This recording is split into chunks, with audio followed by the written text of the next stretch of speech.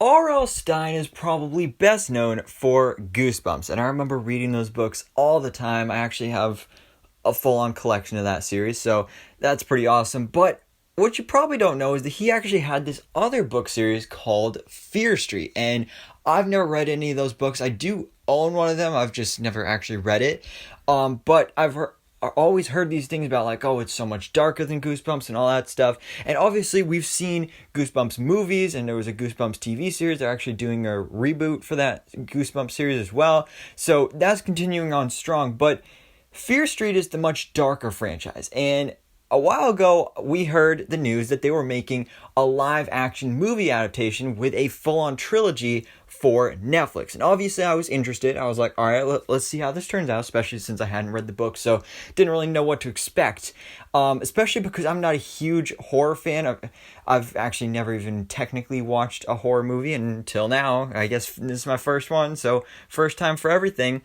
And usually I'm not a big fan on the whole idea of like slasher films and like, getting scared and stuff. Not a big fan of it. But this film I actually did really enjoy. And also, one of the main reasons I watched it, other than the fact that like, I'm a big fan of R.L. Stine and all that stuff, was because of the fact that this is a trilogy 3 weeks in a row. It's this whole huge, big event, which is absolutely crazy. I don't think we've ever seen anything like this, where we're literally getting 3 movies in this one trilogy, this one story, 3 weeks in a row. So the sequel comes out next Friday, and then the third one comes out the Friday after that, which is just absolutely insane. So of course I'm going to be covering those as well, but today we're going to be talking about my thoughts on Fear Street Part 1, 1994, and this is going to be like half non-spoilers, half spoilers.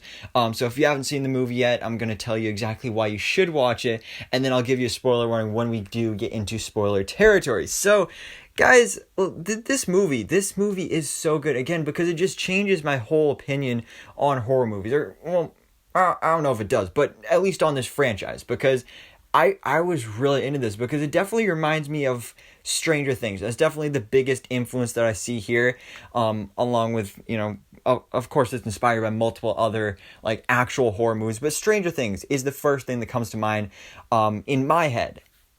Of course, with that also being a Netflix original property as well, but it just seemed very similar with like the darker elements and like the just things that have been going on in this town and all these demons and ghosts and spirits and all this stuff. It just reminded me of Stranger Things, which is awesome because Stranger Things is great. Super excited for season 4, but then it also had different hints of other different things that I've seen. And again, other people talking about this movie will probably think of the references to other horror movies, but again, since I haven't seen any, I can't really think about that. So this movie made me think of the more, I guess, kid-friendly, scarier, Halloween-ish movies. Like, I got some vibes of, like, Hocus Pocus, and even, like, some Scooby-Doo up in here, which was awesome.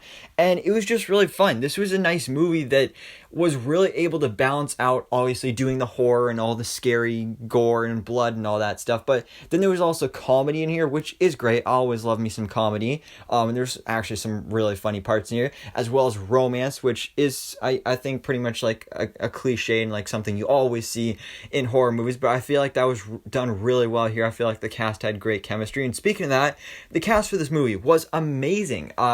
I'm not familiar with any of them, except for Maya Hawke, but if you saw the movie, then never mind. We're moving on. So yeah, cast was amazing. I thought they were all great. I love this cast of characters. Of course, we had Dina, we had Sam, Josh, Kate and Simon. Those were like our main characters, and I feel like all of them were great. They all had like, their core aspects of the group. You had the funny one that's kind of an idiot. You had the smart one that knows all about what's going on. You got, whatever the other people were. So yeah, it was really cool. I felt like it was a nice balance between our main squad, and it just made it a really fun movie. And when it comes to this movie, of course, it is Fear Street 1994, so it does take place in the year 1994. And always, every time I see a movie like this where it takes place in like the 80s or the 90s, I always look forward to seeing like if they're going to do like any cool 90s songs or anything like that, because I'm a huge fan of like 80s and 90s music, so I always look forward to seeing stuff like that. And I do have to say that was one thing that disappointed me, that we didn't really get any 90s music in this movie, but at the same time, I mean, it's a horror movie, so where would you really fit that in? But I didn't like some other little references, like they did have like the 90s styles computers, or it was like that giant box like they used to have. So glad we have actual laptops now and cell phones, way better than what they used to have back in the 90s and 80s and even before that. So that was really cool.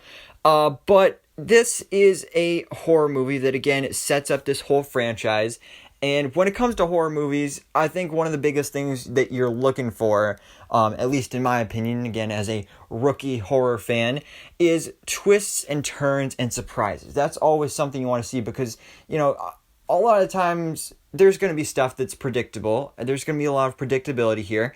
But there also needs to be something that you don't see coming. There needs to be some completely shocking moments, and they definitely had that in this movie. There were so many moments where I was like, wow, did that just happen? And yes, it did. It was so crazy. There were some crazy moments in this movie. Things got dark, like some of the deaths, some of the murders in this movie, like, you know, up until like the third part of the movie, like the third act, I was like, oh wow, this is what a horror movie's like. Like, wow, I thought there'd be more blood and more gory deaths, but then you got into the third act and it was like, oh, whoa, oh, ew, oh, okay, yep, that, ew.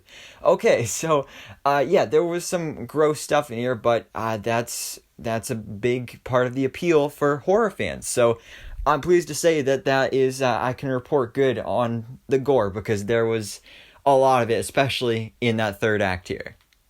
But yeah, overall, guys, this was just a really fun movie that really made me like horror and makes me want to go back and check out some of these older horror movies and see what they're all about. But this was a really fun movie, especially because it is setting up this franchise, because it's a trilogy, 3 weeks in a row. And that was probably the thing that sold me the most on this movie, was the world building. I'm a huge fan of world building, because of course I'm a huge fan of like Marvel and DC and Star Wars and all those universes where you have all these movies and TV shows where as you're watching it, you can point out these little things. There's like, all right, so that's an Easter egg, that's a reference that's setting up to this in a future project, and that's exactly what was going on here. There was so much world building that obviously isn't as clear because this is an original story and original characters that aren't completely based off the books. There's a little bit of reference there, but for the most part they're original stuff, so you can't really point out those things, but you do see the little details and little hints that do set up these future movies, which I thought was really cool.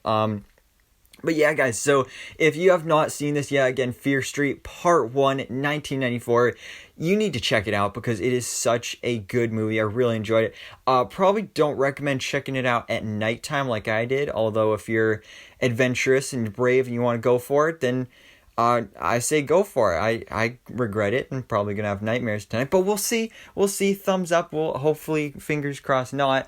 But we are gonna go ahead and get into the more spoiler territory now, because I do want to break down the ending of this movie and some of the logic that goes on here. So hopefully, if you're still here, you've seen the movie, and I think the big thing here in this story is the witch of Sarah Fear, which I thought was pretty interesting because we saw hints at that in the trailer, and I was like, oh, another witch story. I'm not really a big fan of all this witch stuff that we've been getting lately in media, but I think the way they set it up here was really interesting, and just the way she connects to all these stories, because of course the third movie in this trilogy goes back to 1666 or something like that, when the witch was actually alive and all that stuff. And I thought it was really cool how her henchmen, they, like, once a henchman, always a henchman. It's like, once you become one of her murderous henchmen, if you die, you're coming back to life and you're gonna keep continuing out those murderous deeds, which I thought was pretty cool logic here. And again, that brings in my reference to Hocus Pocus, where when our gang tried to blow up the murderers, they all came back to life, just like in Hocus Pocus when they, set the witches on fire and then they were all good and all that stuff. But when it comes to the ending of this film, which of course sets up the next film, Sam was full-on possessed, and there were hints at this throughout the movie that, like, once she got connected with her blood and the bones of Sarah Fear, that something was going on with her, and at the end of the movie, she finally did. She tried to she did actually stab Deanna, and yeah, she got crazy. Luckily, they tied her up with a phone cord, but I'm interested to see how they're going to carry this out in the next films, where again, we're going back in time, but we're still at the same time going to continue this story with Dina and Josh and Sam. So I'm interested to see how that goes.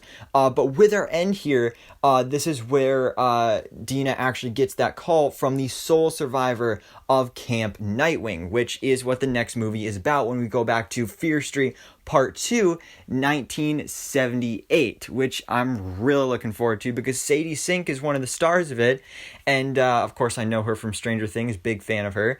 Actually kind of have a little bit of a crush on, maybe even a little bigger than a little. But, so I'm really excited for that. The only thing I don't like about it is that when they show the little teaser at the end, they did kind of spoil that character dies.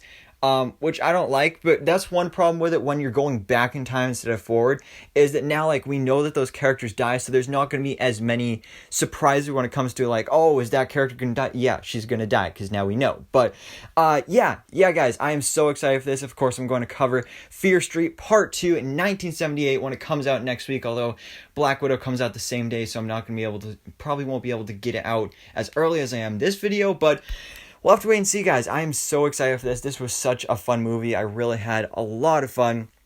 But, guys, let me know your thoughts in the comments below. What do you think about Fear Street Part 1, 1994? Of course, let me know all your thoughts, theories, and predictions for Part 2 and 3 in the comments below. And thanks so much for watching. Please drop a like if you enjoyed this video and hit the subscribe button so I can keep you up to date on everything that goes on in the movie life.